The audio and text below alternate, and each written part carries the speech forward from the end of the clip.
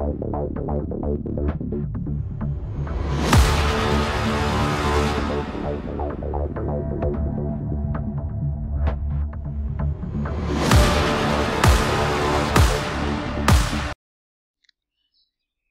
दोस्तों, मैं हूं आपका दोस्त, आपका होस्ट आर के, और आप देख रहे हैं आर के ट्रेडिंग। दोस्तों, मार्केट लाइव है। समय हो रहा है 3:03 और तारीख है 4 जनवरी। दोस्तों, यहाँ पे एक्चुअली मैं आप लोगों के लिए एक वीडियो पोस्ट करूंगा। एक बड़े भारत के सबसे बड़े इन्वेस्टर जो हैं राकेश झुनझुनवाला, उनके पोर्टफोलियो से रिलेटेड, उनके पोर्टफोलियो में किस तरह के स्टॉक्स हैं उसके रिलेटेड मैं यहाँ पे एक वीडियो पोस्ट कर रहा हूँ। अगर वीडियो और ये मेरी छोटी सी कोशिश अगर पसंद आए, इसके अंदर मैं क्या बताना चाह रहा हूँ, क्या समझाना चाह रहा हूँ, अगर वो मैसेज आप तक पहुँच पाता है तो मुझे फीडबैक देके ज़रूर कमेंट में बताइएगा। आपके कमेंट का इंतजार रहेगा। पब्लिक डोमेन में आप जाएंगे, पब्लिक डोमेन में राकेश झुनझुनवाला जी का पोर्टफोलियो अवेलेबल है। इसके लिए कोई ज़्यादा मेहनत नहीं करना है, गूगल करना है आपको।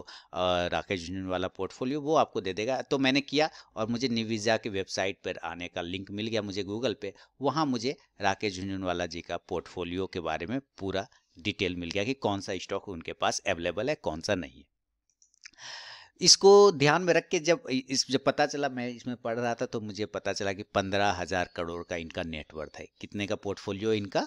15,000 करोड़ का। ठीक है, 15,000 करोड़ का इनका नेटवर्थ है। ठीक है, तो अब आप समझ गए कि बहुत बड़ा पोर्टफोलियो होगा इनका। टोटल नंबर ऑफ स्टॉक की अगर हम बात करते हैं, राकेश झुनझुनवाला जी के पोर्टफोलियो में अगर हम बात करेंगे, जो मैं मैसेज देना चाह रहा हूँ पहले वो समझिएगा। पहले मैं पूरी आप लोगों को बेसिक समझा दूं। 15,000 करोड़ का नेटवर्थ है और टोटल नंबर ऑफ 33 स्टॉक इनके लिस्ट में है। कितना स्टॉक है? 33 स्टॉक है। 33, ओनली 33 स्टॉक इनके लिस्ट में है। 33 स्टॉक, 15,000 करोड़ में 33 स्टॉक इन्होंने लिए हैं। 33 अलग अलग कंपनी, 33 कंपनी। ओके, बढ़िया।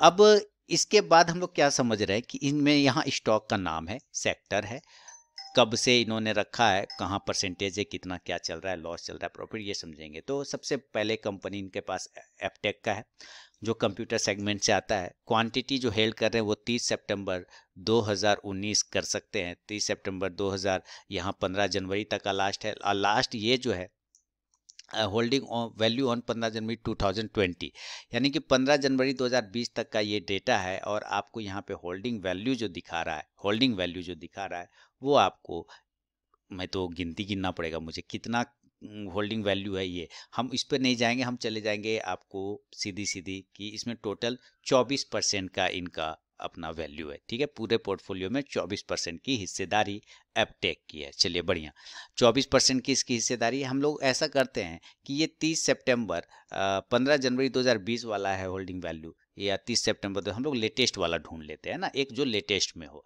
तो लेटेस्ट में अगर हम लोग ढूंढते हैं तो वो मैं आपको यहाँ पे निकाल के दिखाता हूँ।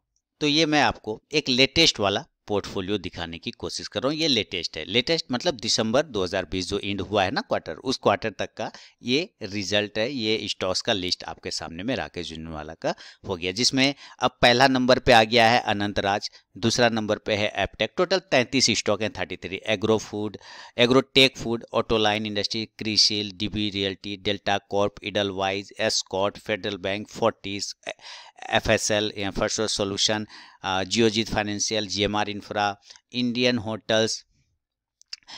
होटल्स, जुबलेंट लाइफ साइंसेज और करूर वैश्य बैंक। चलिए, तो ये 33 स्टॉक है। जब 33 स्टॉक ये है हमारे लिस्ट में, उनके लिस्ट में, सॉरी हमारे लिस्ट में तो है ही नहीं, उनके लिस्ट में है टोटल 33 स्टॉक। तो इस सब स्टॉक्स में हम ये समझने की कोशिश करेंगे कि किस स्टॉक में उनको सबसे पहले प्रॉफिट हो रहा है और किस स्टॉक में उनको लॉस हो रहा है। और इससे हम क्या समझने की कोशिश कर सकते हैं, राकेश झुनझुनवाला जी के इस पोर्टफोलियो से हम लोग क्या समझने की कोशिश करेंगे। देखिए, अनंतराज इन्होंने 26 रुपये 27 पैसे पे लिया। ये छोटा सा स्टॉक है। मैं अब यही चीज़ समझाने की कोशिश कर रहा हूँ कि ये बहुत ही छोटे प्राइस का स्टॉक है, सिर्फ 27 रुपये का स्टॉक है। एक छोटा स्टॉक जीएमआर इंफ्रा भी इनके पास है, और एक छोटा स्टॉक और भी है जो इनके लिस्ट में है, और उस स्टॉक्स का नाम है करूर वैश्य बैंक का। एफएसएल भी था, एफएसएल जो कि मैंने भी रिकमेंड किया हुआ था, अब 100 का वो आ चुका है। एफएसएल 50 के आसपास रिकमेंड किया था। और यहाँ से federal bank, Karur Vysya bank भी मैंने रिकमेंड ऐसे किया हुआ है।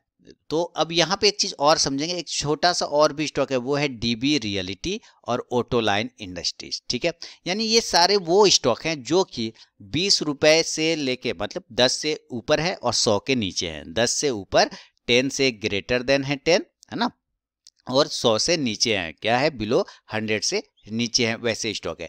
तो इन सब स्टॉक्स में क्या आपके लिए भी कोई अपॉर्चुनिटी है, या आप इसमें कहीं पे मौका देख पाते हैं? तो इन सब चीज़ों को हम लोग यहाँ पे ढूंढने की कोशिश करेंगे राकेश, क्योंकि बड़ा पोर्टफोलियो है, बड़े लोगों का पोर्टफोलियो है, और वो लोग जब पोजीशन बनाए तो कुछ ना कुछ तो देख के ही बनाए होंगे। लेकिन मेरा हमेशा ये मानना होता है कि कभी भी आपको किसी के पीछे भागने की ज़रूरत नहीं है। मैं इसको एक एग्जाम्पल से समझा सकता हूँ कि एक बार साल भर पहले बोला गया कि वारेन बफेट सर ने कोटक बैंक में पोजीशन बनाया, तो लोगों ने अंधाधुंध पोजीशन कोटक बैंक में बनाया। मैं ये जानना चाहता हूँ, क्या कोटक बैंक उनके लेने के बाद अच्छा हुआ, या कोटक बैंक अच्छा है इसीलिए उन्होंने लिया? सवाल बड़ा है, आप सोच के बताइएगा। क्या उनके लेने के बाद कोटक बैंक अच्छा हुआ, या कोटक बैंक अच्छा है इसीलिए उन्होंने लिया? ठीक है, तो ये चीजें आपको समझना होगा। किसी के लेने से वो घोषणा करते हैं कि मैं ले रहा हूं, ये लोग घोषणा करते हैं कि ये ले रहे हैं, न्यूज आता है इनके नाम से, लेकिन जब ये बेचते हैं तो कहीं पता भी नहीं चलता और आप वहां पे ट्रैप हो जाते हैं। लेकिन फिर भी इनके इस पोर्टफोलियो से हम लोग ये समझने सीखने की कोशिश करेंगे कि कहीं कहीं हमारे लिए अपॉर्चुनिटी है, या हमारे लिए अपॉर्चुनिटी, क्या मैंने आपको एस्कॉर्ट नहीं दिया? तो कहेंगे हाँ बिल्कुल दिया। क्या मैंने आपको एफएसएल नहीं दिया? आप कहेंगे बिल्कुल दिया। क्या मैंने आपको करूर वैश्य बैंक नहीं दिया? बिल्कुल दिया। क्या मैंने ऊपर फेडरल बैंक नहीं दिया? बिल्कुल दिया। क्या आपने प्रॉफिट नहीं बनाया? बिल्कुल बनाया। फिर ऐसा क्या है कि ये लोग, हम लोग थोड़े से लॉस में आने के बाद रोने लग जाते हैं, ये लोग नहीं रोते?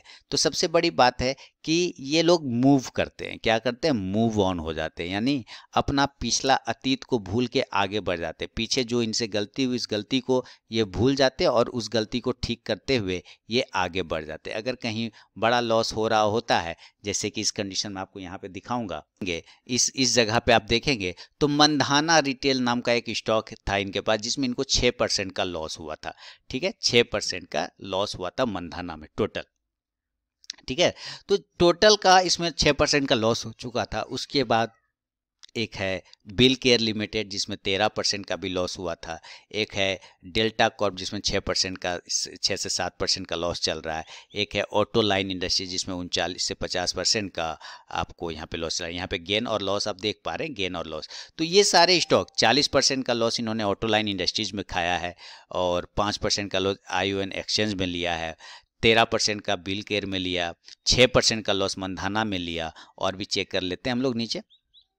8% का लॉस, 8% का लॉस फेडरल बैंक में इनके पास था। 56% दोस्तों, 57% मैं बोल सकता हूँ, 57% का लॉस इन्होंने TV 18 ब्रॉडकास्ट में लिया।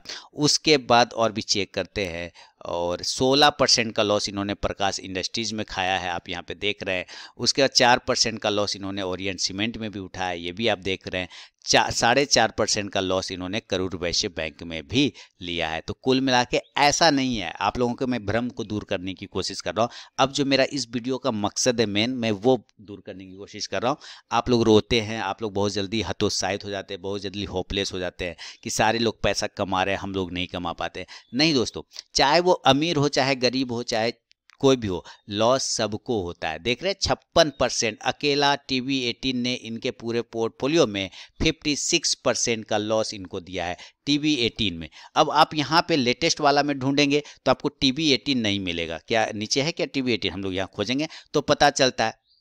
लुपिन भी है, मैन इंफ्रा भी है, MCX भी है, NCC भी है, ओरिएंट भी है, प्रोजन भी है, रैलिस भी है, टाइटन भी है, TV 18 भी है, VIP है, वाटेक है, ION है, मंधाना है, डिसमैन है, प्रकाश है। तो आप यहाँ पे देख रहे हैं कि TV 18 स्टॉक अभी भी इनके पास पड़ा हुआ है। करेंट प्राइस 31 रुपये 25 पैसे का चल रहा है, और TV 18 अभी भी इनके पास पड़ा है। उसके बावजूद 50% का लॉस है इस TV 18 में। अब हम लोग जरा TV 18 के चार्ट को लगाते हैं यहाँ पे, फिर आपको और भी चीजें समझने को मिलेगा कि TV 18 के चार्ट को हम लोगों ने लगा लिया।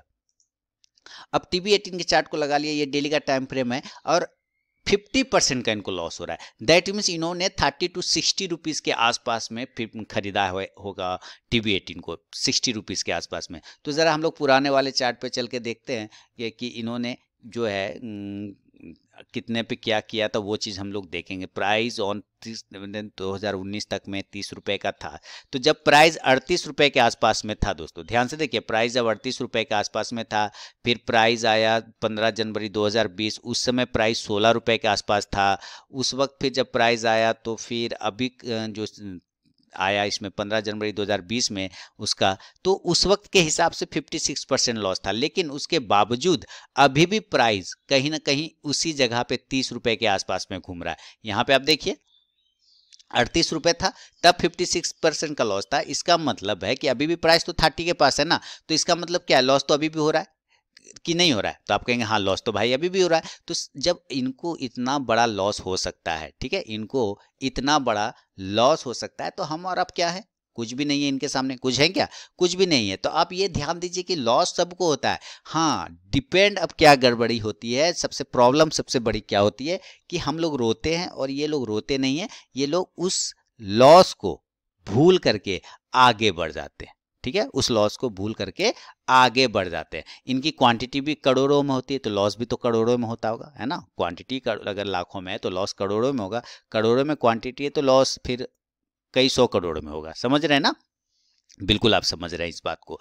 तो हमें ये देखना है कि इन सब के अंदर, इन सब स्टॉक्स के अंदर लॉस तो इनको भी है। ऐसा नहीं कि ये अकेला प्रॉफिट कमा रहा है, ऐसा तो कोई माइकल लाल हो ही नहीं सकता इस पूरे मार्केट में। तो मैं यही लाइन यूज करता, कोई माइकल लाल ऐसा नहीं है जिसका पूरा का पूरा 100% स्टॉक जो है पॉजिटिव होगा। कोई माइकल लाल ऐसा नहीं है। कोई है तो मुझे बताए, कमेंट सेक्शन में अपना नाम आके बताए कि 100% उसका स्टॉक 10 का 10 स्टॉक उसका पॉजिटिव है। कोई नहीं हो सकता। कोई एक स्टॉक उसको देगा, लॉस देगा, हाँ वो लॉस हो सकता है, कम हो ज्यादा उससे मतलब नहीं है, लेकिन लॉस वो नहीं खाया हो ऐसा हो नहीं सकता, लॉस वो लेता नहीं ऐसा हो नहीं सकता। लेकिन हमें ये देखना कि ये सारे छोटे स्टॉक जो हैं, इन सारे छोटे स्टॉक्स में क्या TB18, चाहे आपका क्या VIP इंडस्ट्रीज मैंने नहीं दिया आपको? आप कहेंगे हाँ आप, मैंने भी दिया है, आपने भी दिया है, तो क्या आपने प्रॉफिट नहीं बनाया? जरूर बनाया होगा इसमें प्रॉफिट। अब हमें ये देखना कि ये जो छोटे छोटे स्टॉक हैं जिसका कि प्राइस है, मैन इंफ्रा 34 रुपये, नोट कर लीजिए ना, मैन इंफ्रा 34 रुपये का है, और DB रियल्टी, सारे छोटे स्टॉक। उसके बाद आप एक और स्टॉक ले लीजिए TB18, ठीक है।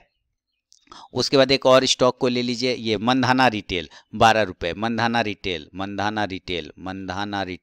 हम ये सब देखेंगे कि क्या ये सारे स्टॉक्स में अभी करेंटली में हम लोगों के लिए कोई अपॉर्चुनिटी है या नहीं है। तो इसको एक एक करके चार्ट पे देखेंगे और इसका एक फंडामेंटल भी देखेंगे कि इसके अंदर में क्या प्रमोटर जो है कैसा होल्डिंग रखा है, इंक्रीज कर रहा है प्रमोटर या डिक्रीज कर रहा है। ये सब भी देखने से क्या होगा, बेनिफिट हम लोग को मिलेगा। तो हम लोग यहाँ पे आते हैं और यहाँ पे आने के बाद एक बार हम लोग क्या करेंगे, मनी कंट्रोल को खोल लेंगे। ठीक है, मनी कंट्रोल खोलेंगे सिंपली।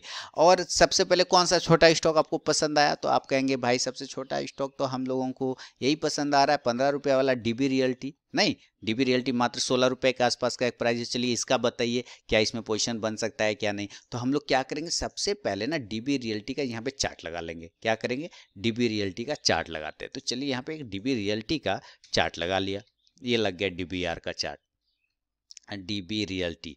इसको सटा देता हूँ तब आ जाएगा, या DB रियल्टी, ये आ गया DB रियलिटी, यही है ना, बिल्कुल यही है। अब ये आ गए हमारे स्टॉक DB रियल्टी, उनका एक स्टॉक आगे 15 रुपये 65 पैसा के भाव पे चल रहा है, और आप स्टॉक देख रहे हैं कि एक अच्छी तेजी में चल रही है। आज लगभग 5% की तेजी इसमें देखने को मिला है। लेकिन जरा हम DB रियल्टी को यहाँ लगाते हैं, ठीक है, DB रियल्टी को यहाँ लगाए मनी कंट्रोल में, और इसका प्रमोटर का हिसाब किताब देखें कि प्रमोटर इसके साथ क्या करने की कोशिश कर रहा है। अब जैसे ही हम लोगों ने यहाँ आए और यहाँ पे चले गए, हम लोग कहाँ चले गए, शेयर होल्डिंग में। ठीक है, जब शेयर होल्डिंग में हम लोग आते हैं तो हम लोग यहाँ पे क्या पाते हैं, हम लोग यहाँ पे क्या पा रहे हैं, वो सारी चीज़ अभी हम लोग यहाँ पे चेक करेंगे। देखिएगा कैसे कैसे क्या क्या स्कीम है। यहाँ पे जो प्रमोटर के पास 62% से 62.91 63% का होल्डिंग है टोटल प्रमोटर के पास। बाहरी जो पब्लिक के पास है वो 32 के पास है, और ये ग्रीन वाला जो DI है वो 0.6, और ये जो है FIS 4.23 है। लेकिन क्या इसने गिरवी भी रखा है, क्या इसने स्टॉक्स को प्लेज भी किया है? तो हमें ये देखना। अब ये चीज़ें आपको कैसे पता चलेगी, तो आपको सारी चीज़ें यहीं पे आके पता चलेगी। देखिए यहाँ पे ध्यान से, यहाँ क्या लिख रहा है, प्रमोटर प्लेज रिमेंड, क्या है, promoters pledge remain 74.84% of holding in September 2020. Promoter remains unchanged at 62.91% in September 2020 quarter. यानी कि प्रमोटर कंटिन्यू गिरवी रखा हुआ है अपना 62% में जो होल्डिंग है उसमें से 70% को उसने गिरवी रख छोड़ा है. क्या किया है, गिरवी रख छोड़ा, यानी कर्जा ले लिया है अपना शेयर को रख के. तो जो ये एक अच्छा साइन बिल्कुल भी नहीं होता, ये गुड साइन बिल्कुल भी नहीं होता. मेरा छोटा दिमाग, प्रमोटर अगर किसी स्टॉक में अपने होल्डिंग को अगर गिरवी रखते हैं तो वो एक बढ़िया साइन बिल्कुल भी नहीं होता है. आप लोग भी ऐसा पढ़ते होंगे कि प्लेज नहीं होना चाहिए. उसके बावजूद इन्होंने पोजीशन बनाया है, और आज का पोजीशन नहीं है, बहुत पुराना पोजीशन है ना. डीबी रियल्टी में लगभग 1.5 साल होने वाले, तब से इन्होंने पोजीशन बना के बैठे हुए. इसका मतलब लॉस में तो बंदा बैठा हुआ है ही. लॉस में ऐसा नहीं कि डीबी रियल्टी अभी आया, डीबी रियल्टी देख रहे हैं ना, वहां से लिया गया 26% से 26 रुपए से 15 रुपए आ गया. इसका मतलब बंदा लॉस में तो, लेकिन लॉस बर्दाश्त है. क्यों बर्दाश्त है, एक तो कैपिटल साइज इनका बड़ा है. दूसरी बात क्या है कि दूसरा जो भी स्टॉक है उनका प्रॉफिट उसमें से ज़्यादा आ रहा है. इसके वजह से इसके लॉस को भी वो इग्नोर करके चलने की कोशिश कर रहे हैं. लेकिन इनका चूंकि व्यू लॉन्ग टर्म होता है, क्या होता है, व्यू लंबा टर्म का होता है. व्यू हम लोगों की तरह 6 महीना 3 महीना में चिल्लर पार्टी तो हम लोग के जैसा नहीं करती ये लोग ना.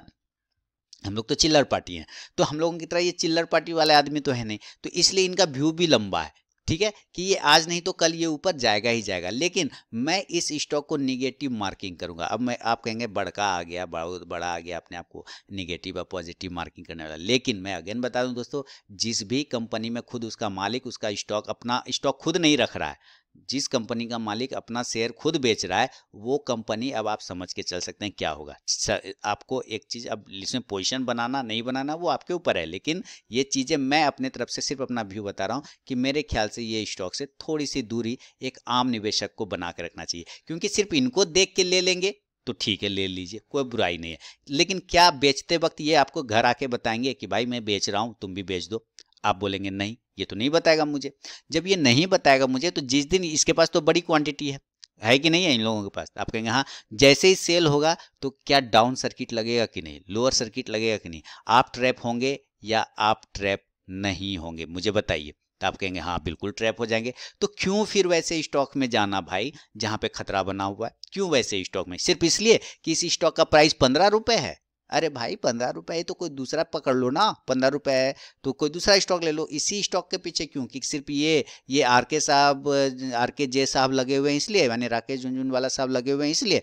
ऐसा कोई बात नहीं सर, ऐसा कोई बात नहीं. लॉस इनको भी है, बड़ा लॉस है इनको, दिमाग का दही हो रखा है. ठीक है, लॉस देख करके. लेकिन फिर भी क्या है कि लोग अंधाधुंध सिर्फ ये सुन के कि फलाने ने बना लिया, ढेकाने ने बना लिया पोजीशन, तो मैं भी बनाऊंगा, और वहां पे वो ट्रैप हो जाएंगे. क्योंकि लेते वक्त तो वो न्यूज़ फैलाते हैं, वो लोग न्यूज़ फैलाते हैं, और बेचते वक्त वो लोग कोई न्यूज़ नहीं फैलाते, चुपचाप बेच के निकल गए, आप ट्रैप हो गए. दूसरा, अगर आप छोटा और स्टॉक की तरफ अगर जाने की कोशिश करेंगे किसी अदर स्टॉक की तरफ, तो जैसे जीएमआर इंफ्रा है, ठीक है, 26 रुपये 40 पैसे पे, ठीक है, कोई बात नहीं, 26 रुपये 40 पैसे पे लिया हुआ है जीएमआर इंफ्रा पे. और इसमें हम लोग प्रॉफिट और लॉस भी इनका देखेंगे. बाकी अदर जो स्टॉक है इनका, दूसरा स्टॉक जो है यहाँ पे, जिसमें कि आप देखिए डेल्टा कॉर्प पे 7% का, दूसरा 40% का ऑटो लाइन इंडस्ट्रीज. अब ऑटो लाइन इंडस्ट्रीज 40% का इनको लॉस दे रहा है, तो हम लोग ऑटो लाइन का लगाते हैं चार्ट और देखते हैं ऑटो लाइन में हमारे लिए क्या व्यू बन रहा है. ऑटो लाइन, ठीक है, ऑटो लाइन पहले चार्ट लगाएंगे. ऑटो लाइन इंडस्ट्रीज, ये आगे ऑटो लाइन इंडस्ट्रीज, और इसको मैंने, अब यहाँ देखिए 35 रुपए का स्टॉक है. लेकिन पहले देखने से पहले हमें ये देखना होगा इसका प्रमोटर का क्या हिसाब किताब चल रहा है ऑटो लाइन इंडस्ट्रीज में. क्योंकि जब प्रमोटर खुद अपने ही कंपनी पे भरोसा नहीं करेगा तो दूसरा क्या करेगा, ये बताइए, क्या करेगा? तो कहें कुछ नहीं, वो तो भागने की बात है ना. अब ये लग गए ऑटो लाइन इंडस्ट्रीज के. अब नीचे में आएंगे हम लोग, और नीचे में आने के बाद प्रमोटर वाले पे चले जाएंगे, यानी कि वहाँ शेयर होल्डिंग पैटर्न में. ठीक है, चलिए शेयर होल्डिंग पैटर्न आ जाइए sir. Share holding pattern, share holding pattern, share holding pattern, financial यहाँ आ गए, शेयर होल्डिंग पैटर्न यहाँ आ गया. अब हम यहाँ पे पढ़ रहे हैं कि promoter pledge decrease from 15.37% to that, यानी कि प्रमोटर ने 15% गिरवी रखा था शेयर, ध्यान से सुनिए बात, प्रमोटर ने 15% गिरवी रखा था शेयर, लेकिन अब उसमें से कुछ शेयर को इसने छोड़ाया है, डिक्रीज किया है, घटाया है, यानी 15.37% गिरवी रखा था, अब मात्र 13.32% है, यानी कि यहाँ से 2% शेयर को इसने छोड़ा लिया है। ठीक है, 2% गिरवी शेयर को छोड़ा दिया, यानी कि अब ये थोड़ा सा पॉजिटिव सेंटीमेंट में जाने की कोशिश कर रहा है, अब ये थोड़ा सा पॉजिटिव होने की कोशिश कर, ये एक अच्छा साइन है। तो अब सोचिए कि कैसे छोड़ाएगा शेयर, पैसा आएगा तभी तो छोड़ाएगा ना। इसका मतलब 2% शेयर इसने गिरवी रखा, छोड़ा लिया, 15% 2% माइनस किया तो 13.32% है। इसका मतलब ये क्या हो रहा है कि अब इसके पास पैसा आ रहा है, क्या आ रहा है, इनकम आ रहा है। इनकम जब आ रहा है तभी तो ये अपना माल छोड़ा रहा है ना, तो माल छोड़ा, तो इसका अंदर ये एक पॉजिटिव साइन है। तो अब हम, ये हमारे लिए स्टॉक एक पॉजिटिव हो सकता है, लेकिन हम एक बार ये भी चेक कर लेंगे क्या कि भाई इसका रेवेन्यू वगैरह ठीक है कि नहीं। तो हम यहाँ पे देख रहे हैं कि सितंबर 2020 में, ठीक है, सितंबर 2020, जनवरी, मार्च, ये सारे यहाँ से सितंबर 19 से बढ़ा हुआ था, उसके बाद ये इक्वल चला दिसंबर 2019 में, कोई बढ़त कोई घटत नहीं, लेकिन मार्च में अचानक जो है इसका गिर गया। तो गिरना स्वाभाविक है, क्यों गिरना स्वाभाविक है, क्योंकि भाई कोरोना वायरस वगैरह आ गया, तो वो तो नेचुरल सा चीज़ है, वो तो जाएगा ही जाएगा, जून में और भी खत्म हो गया, लेकिन सितंबर 2020 में इंक्रीज हो गया प्रॉफिट, क्या रेवेन्यू बढ़ गया। इसका मतलब ये स्टॉक फाइनेंशियली भी स्ट्रांग हो रहा है, तभी तो वो अपना छोड़ा भी रहा है माल, है ना। तो इसका मतलब इसमें एक पोजीशन बनाने के चांस तो लिए जा सकते हैं, लेकिन मैं बता दूं कि किसी के कहने पे आपको नहीं लेना है। मैं भी बोल रहा हूं कि भाई ये स्टॉक अब बेहतरीन लग रहा है, चार्ट पे भी ठीक लग रहा है, ब्रेकआउट की तैयारी कर रहा है, कोई प्रॉब्लम नहीं होगा, ले सकते हैं, लेकिन बिना स्टॉप लॉस के तो कभी भी किसी के पिताजी के कहने पे भी नहीं करना है, ठीक है। और कोई रहे उससे लेना देना नहीं है। 40 रुपीज के ऊपर मेरा व्यू अगर ऑटो लाइन पे बनेगा तो मैं आपको यहाँ पे लेवल भी बता दूंगा कि अगर ये 40 रुपीज के ऊपर निकलेगा तभी पोजीशन बनेगा, यानी कि ऑटो लाइन में। मैं इसी बड़े आदमी के पोर्टफोलियो से समझाने की आपको कोशिश कर रहा हूँ कि भाई किसी स्टॉक्स में अच्छा खराब कैसे आप चूज कर सकते हैं। किसी के नाम से नहीं जाइए कि फलाना ने ढिकाना ने पोजीशन बनाया, चिलाना ने बनाया, इसने बनाया, नहीं, सारी उसकी डिटेल एनालिसिस करिए। इन्वेस्टमेंट मतलब शादी करना, इन्वेस्टमेंट मतलब किसी स्टॉक के साथ आप शादी कर रहे हैं, अपनी बेटी को दे रहे हैं उसके घर में, तो पूरा घर परिवार चेक करिएगा कि नहीं करिएगा, कि ऐसे दे दीजिएगा, नहीं ना। आप कहेंगे नहीं भाई चेक तो करूंगा, तो सर यहाँ चेक वही तो करके बता रहा हूँ, किसी के नाम से मत जाइए कि कौन अगवा है, कौन है उसका शादी लगाने वाला, उससे मतलब कोई नहीं है, हैं वो झुनझुन वाला साहब रहे कि कोई रहे, हमारे क्रिटेरिया पर नहीं आएगा, भाड़ में गया वो स्टॉक, क्रिटेरिया में आ जाएगा हम ले लेंगे। तो क्रिटेरिया 40 के ऊपर, एक क्रिटेरिया तो ठीक है, तो वो अपना इंक्रीज कर रहा है और साथ ही साथ अपना लॉस भी कम कर रहा है, प्रॉफिट भी इंक्रीज कर रहा है, लेकिन चार्ट पे लेवल, चार्ट रीडिंग के हिसाब से जब तक 40 के ऊपर नहीं निकलेगा मेरा एंट्री नहीं बनेगा, 40 के ऊपर निकलेगा बाय पोजीशन बनेगा। स्टॉप लॉस इस कंडीशन में हम लोग लेके चले जाएंगे 30 रुपीज का, टारगेट जो आएगा इस कंडीशन में 50 एंड 60 का लेके चलेंगे। तो ये इस तरह से ना आप किसी भी स्टॉक को चेक कर सकते हैं, लेकिन ये मैसेज मैं यही देना चाह रहा था कि किसी के कहने पे नहीं जाना है, किसी के नाम से नहीं जाना कि फलाने ने लिया, ढिकाने ने लिया, चिल्लाने ने लिया। आप अपनी एनालिसिस इसी तरह से कर सकते हैं। एक छोटा सा ये आपके लिए अवेयरनेस जागरूकता वाली वीडियो थी, ठीक है, कि लॉस बड़े लोगों को भी होता है, लॉस सारे लोगों को होता है, कोई टेंशन वाली बात नहीं है। आपको उसके नाम में नहीं फंसना है, बहुत बड़े बड़े नाम आएंगे, टीवी पे नाम दिखाता है, नहीं, आप अपनी एनालिसिस उसके पीछे करिए, उसका ढूंढिए, उसको चार्ट से समय बिताइए, सारे पब्लिक डोमेन में नेट पर अवेलेबल है, उन सारे चीज़ों को ढूंढिए, खोजिए और तब जाकर उसी स्टॉक को फाइंड। तो एक स्टॉक ऑटो लाइन इंडस्ट्रीज मैंने दे दिया, ऐसे निकाल के लो भाई, ले लो, जिसको लेना है ले लो, बड़े लोग भी है, प्लस चार्ट भी ठीक लग रहा है, दूसरा क्या लग रहा है कि हमारा एक प्रॉफिट भी इंक्रीज कर रहा है और शेयर भी जो गिरवी रखा था उसको छुड़ाने की कोशिश कर रहा है। तो ये लेवल निकल के आ रहा है, हो गया, बात खत्म है। अब इसमें हम अपना रिस्क रिवॉर्ड के हिसाब से, अपने क्वांटिटी के हिसाब से, अपना कैपिटल के हिसाब से पोजीशन बना लेंगे। हमें क्या मतलब है राकेश झुनझुनवाला कल रहे कि नहीं रहे, उससे हमको क्या लेना देना, फलाना रहे कि नहीं रहे, हमें क्या लेना देना, कंपनी काम कर रही है ना, प्रॉफिट बढ़ा रही है ना, हाँ बढ़ा रही है, शेयर छोड़ा रही है, हाँ छोड़ा रही है, बस मस्त मस्त हो गया, गर्दा हो गया। और जिसका प्रमोटर जीरो प्लेस रहे, शेयर गिरवी जीरो रहे, वो तो और सोना जैसा हो जाएगा, उसका और गर्दा हो जाएगा। इसमें गिरवी है इसलिए मुझे ये पसंद नहीं आता है, ये गिरवी शेयर है, मुझे छोड़ा रहा है, ये अच्छी बात है, इंक्रीज कर रहा है, ये अच्छी बात है, लेकिन मुझे पसंद नहीं आ रहा है। फिर भी क्यों नहीं पसंद आ रहा है, क्योंकि शेयर गिरवी तो है ना भाई, गिरवी है कि नहीं है, आपके यहाँ गिरवी तो रखा हुआ है, आज छोड़ा रहा है, कल हो सकता है फिर गिरवी रख दे कि नहीं रख सकता है, कहेंगे बिल्कुल रख सकता है भाई। तो हम ऐसे पे जल्दी बिलीव कैसे करेंगे, तो नहीं कर सकते ना, नहीं कर सकते। लेकिन क्या है कि हाँ प्रॉफिट भी इंक्रीज कर रहा है, ऊपर की साइड में चलता भी चला जा रहा है, तो उसमें कोई दिक्कत वाली बात फिलहाल तब अभी नहीं दिख रही है, कहने का मतलब है ना। तो आप यहाँ से भी देख सकते हैं कि हाँ चीज़ें सही है, चल रहा है, और नाम पे नहीं जाना है, किसी के भी नाम पे नहीं जाना है, किसी के भी नाम पे नहीं जाना कि फलाना लिया इसलिए मैं भी लूंगा, नहीं। आपके कैटेगरी पे आएगा, आपके क्राइटेरिया पे आएगा तो लीजिए, नहीं आएगा तो नहीं लीजिए। तो एक छोटा सा वीडियो था जो मैंने आप लोगों को अपडेट कर दिया, ये कि भाई क्यों रोते हैं आप लोग, आप दूसरे के नाम पे खरीद तो लेते हैं, बेचते वक्त फंस जाते हैं, वो लोग बेच के भाग जाता है, आप फंस जाते हैं। आप स्टॉक को अपने हिसाब से ढूंढिए, अपने हिसाब से खोजिए और देखिए कि क्या अपॉर्चुनिटी बनता है, फिर उसमें ट्रेड करने की कोशिश करिए। तो उम्मीद करता हूँ दोस्तों ये वीडियो पसंद आएगा। ऐसे बहुत सारे स्टॉक्स हैं जो उनके लिस्ट में, अगर ये सारे बनाऊंगा तो 2 घंटे का वीडियो बनेगा, और 3 घंटा भी बन सकता है। और मेरे ख्याल से आप लोग सारे समझदार हैं, इतने बड़े वीडियो को देखना पसंद ऐसे भी नहीं करते। तो उम्मीद करता हूँ इस तरीके से आप दूसरे चीज़ों को भी देख और ढूंढ सकते हैं। तो दोस्तों फीडबैक जरूर दीजिएगा, अगर मेरे इस वीडियो से आपको हेल्प होता है तो जरूर मुझे बताइएगा, और जो मैसेज आप तक पहुंचाना चाह रहा हूँ वो मैसेज आप तक पहुंचा या नहीं पहुंचा, मुझे फीडबैक जरूर देके बताइए। मिलता हूँ नेक्स्ट वीडियो में दोस्तों, तब तक के लिए बहुत बहुत धन्यवाद।